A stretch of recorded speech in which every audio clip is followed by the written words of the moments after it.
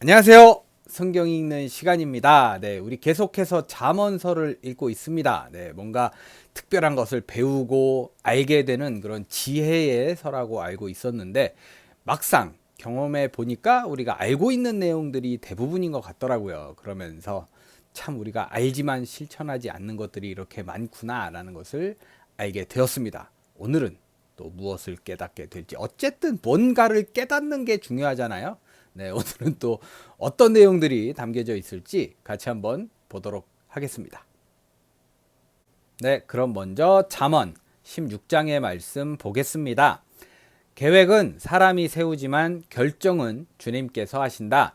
사람의 행위는 자기 눈에는 모두 깨끗하게 보이나 주님께서는 속마음을 꿰뚫어 보신다. 내가 하는 일을 주님께 맡기면 계획하는 일이 이루어질 것이다. 주님께서는 모든 것을 그 쓰임에 알맞게 만드셨으니 악인은 재앙의 날에 쓰일 것이다.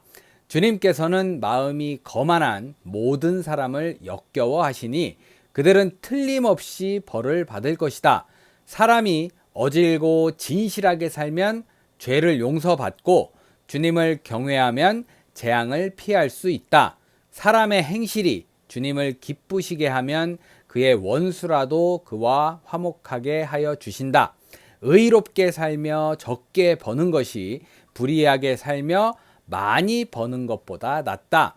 사람이 마음으로 자기의 앞길을 계획하지만 그 발걸음을 인도하시는 분은 주님이시다. 왕이 내리는 판결은 하나님의 판결이니 판결할 때에 그릇된 판결을 내리지 않는다. 네, 요건 굉장히 중요합니다. 말 한마디로 사람의 인생이 완전히 뒤바뀔 수도 있죠. 정확한 저울과 천평은 주님의 것이며 주머니 속의 저울추도 다 그분이 만드신 것이다. 왕은 악행을 하는 것을 역겨워하여야 한다. 공의로만 왕위가 굳게 설 수 있기 때문이다. 왕은 공의로운 말을 하는 것을 기쁘게 여겨야 하고 올바른 말하기를 좋아하여야 한다. 왕의 진노는 저승사자와 같지만 지혜로운 사람은 왕의 진노를 가라앉힌다. 왕의 얼굴빛이 밝아야 모두 살 수 있다. 그의 기쁨은 봄비를 몰고 오는 구름과 같다. 지혜를 얻는 것이 금을 얻는 것보다 낫고 명철을 얻는 것이 은을 얻는 것보다 낫다. 악을 떠나는 것은 정직한 사람이 가는 큰 길이니 그 길을 지키는 사람은 자기의 생명을 지킨다. 교만에는 멸망이 따르고 거만에는 파멸이 따른다. 겸손한 사람과 어울려 마음을 낮추는 것이 거만한 사람과 어울려 전리품을 나누는 것보다 낫다. 말씀에 따라 조심하며 사는 사람은 일이 잘 되고 주님을 믿는 사람은 행복하다. 마음이 지혜로운 사람을 명철하다 한다. 말이 부드러우면 더욱 많은 지혜를 가르친다.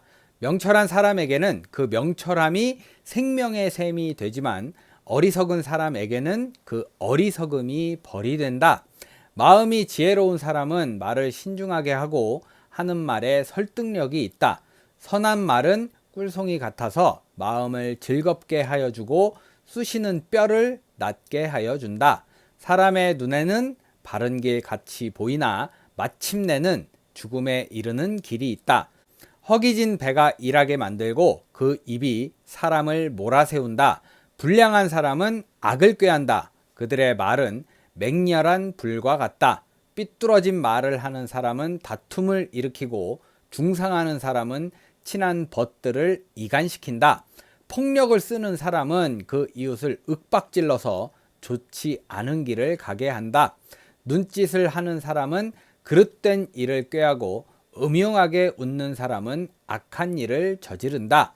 백발은 영화로운 면류관이니 의로운 길을 걸어야 그것을 얻는다. 노하기를 더디하는 사람은 용사보다 낫고 자기의 마음을 다스리는 사람은 성을 점령한 사람보다 낫다. 제비는 사람이 뽑지만 결정은 주님께서 하신다. 네, 요 말씀은 좀 말에 관해서 그렇잖아요. 천냥빚을 갚는다고 하잖아요. 말 한마디로도.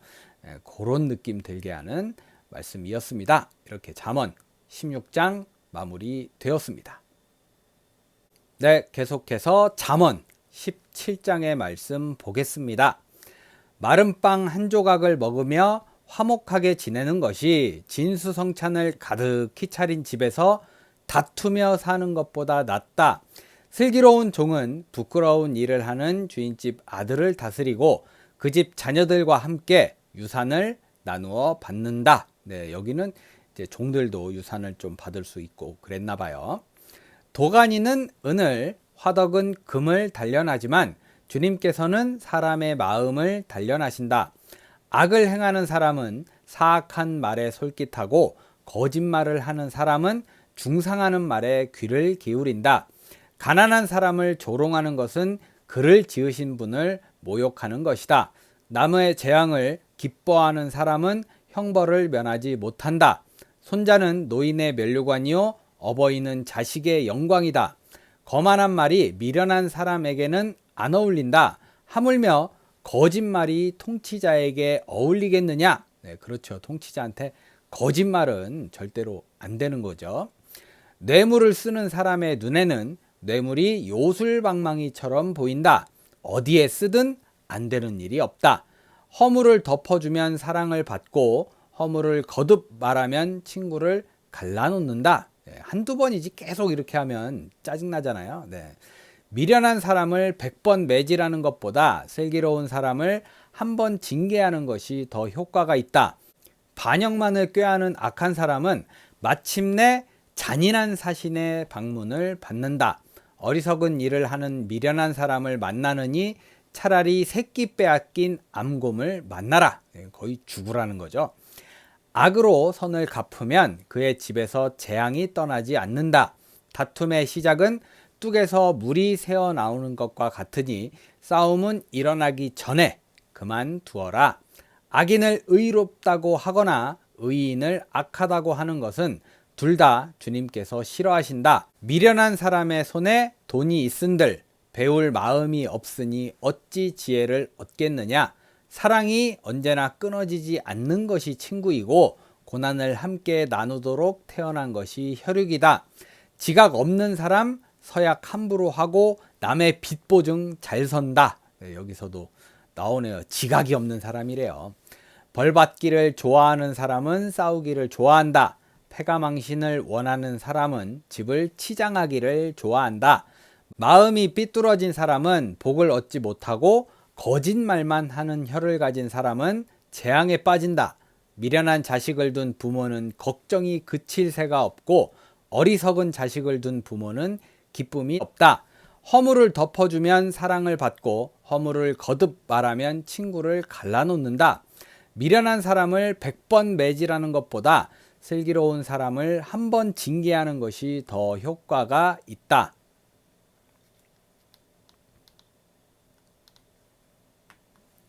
반역만을 꾀하는 악한 사람은 마침내 잔인한 사신의 방문을 받는다. 어리석은 일을 하는 미련한 사람을 만나느니 차라리 새끼 빼앗긴 암곰을 만나라. 네, 이건 거의 죽으라는 거죠. 악으로 선을 갚으면 그의 집에서 재앙이 떠나지 않는다. 다툼의 시작은 둑에서 즐거운 마음은 병을 낫게 하지만 근심하는 마음은 뼈를 마르게 한다. 악인은 가슴에 안겨준 뇌물을 먹고서 재판을 그르친다. 슬기로운 사람의 눈은 지혜를 가까이에서 찾지만 미련한 사람은 눈을 땅 끝에 둔다. 미련한 자식은 아버지의 근심이고 어머니의 고통이다. 의로운 사람을 벌주는 것은 옳은 일이 아니다. 존귀한 사람을 정직하다고 하여 때리는 것도 바른 일이 아니다. 아는 것이 많은 사람은 말을 삼가고 슬기로운 사람은 정신이 냉철하다.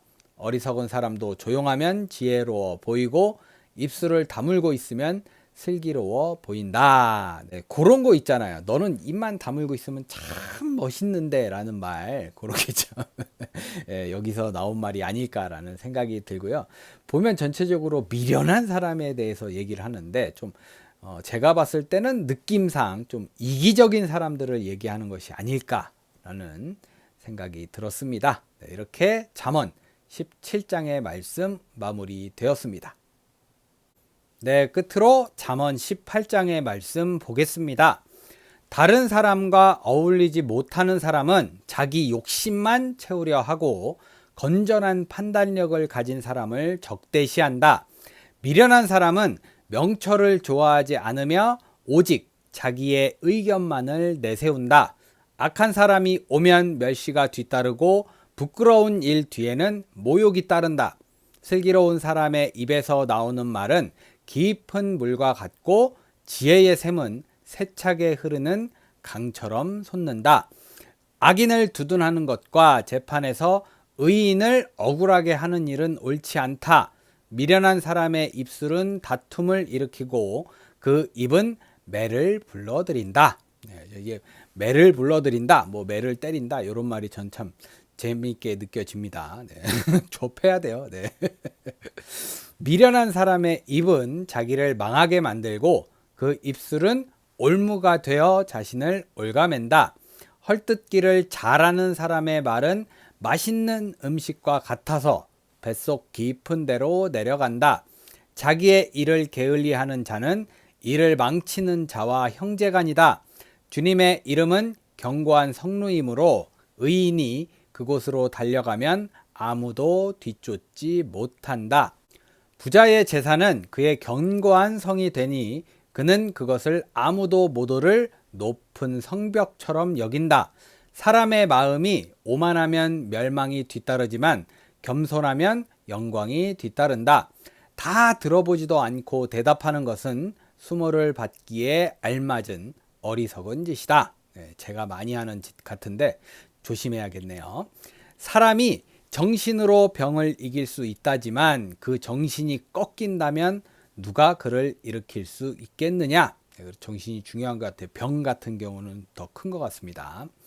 명철한 사람의 마음은 지식을 얻고 지혜로운 사람의 귀는 지식을 구한다. 선물은 사람이 가는 길을 넓게 열어주고 그를 높은 사람 앞으로 이끌어준다. 뇌물이 아니고 선물입니다. 선물. 송사에서는 먼저 말하는 사람이 옳은 것 같으나 상대방이 와 보아야 사실이 밝혀진다. 양쪽 말 다 들어보라는 거죠. 중립기어 박으라는 얘기 많이 하는데 그거 같습니다. 제비를 뽑으면 다툼이 끝나고 강한 사람들 사이에 논쟁이 판가름 난다. 노엽게 한 친척과 가까워지기는 견고한 성을 함락시키는 것보다 어려우니 그 다툼은 마치 꺾이지 않는 성문의 빗장과 같다. 사람의 입에서 나오는 말의 열매가 사람의 배를 채워주고 그 입술에서 나오는 말의 결과로 만족하게 된다. 죽고 사는 것이 혀의 힘에 달렸으니 혀를 잘 쓰는 사람은 그 열매를 먹는다. 아내를 맞이한 사람은 복을 찾은 사람이요 주님으로부터 은총을 받은 사람이다. 가난한 사람은 간절한 말로 구걸하지만 부유한 사람은 엄한 말로 대답한다. 친구를 많이 둔 사람은 해를 입기도 하지만 동기간보다 더 가까운 친구도 있다. 네, 보면은 전체적으로 이 전에 17장의 말씀과 좀 반대로 이기적인 게 아니라 이거는 이제 주변을 좀 둘러봐야 한다. 주변 사람들, 뭐 친척, 친구, 가족들 뭐 이렇게 좀 둘러보고 두루두루 좀 살펴볼 수 있는 사람이 좋다라고 말씀하시는 것 같아요. 네, 이렇게 잠언 18장의 말씀 마무리되었습니다. 네, 이렇게 해서 오늘 잠언 16장부터 18장의 말씀 모두 읽어봤습니다. 네, 보면서 마음속에 딱 한 단어가 떠오르더라고요. 허세라는 단어예요. 네, 우리가 요즘 허세 많이 쓰는 단어잖아요. 네, 허세로 인한 말과 행동 때문에 상대방에게 상처가 되고 또 벽을 치게 하는 느낌이 들게 하지 않았을까라는 생각이 들면서 솔직한 마음으로 따뜻하게 그리고 따뜻한 말로 주변을 좀 돌아보자라는 생각이 들더라고요. 네, 모쪼록 오늘 여러분들 복된 하루 잘 보내시고요. 날씨가 좀 덥지만 그래도 따뜻한 마음으로 주변을 좀 이렇게 안아줄 수 있는 하루 보내시면 어떨까 그런 생각이 들었습니다. 네, 저는 내일 잠언 19장부터 21장의 말씀을 들고 찾아오도록 하겠습니다. 네, 오늘도 함께 해주신 여러분 감사합니다.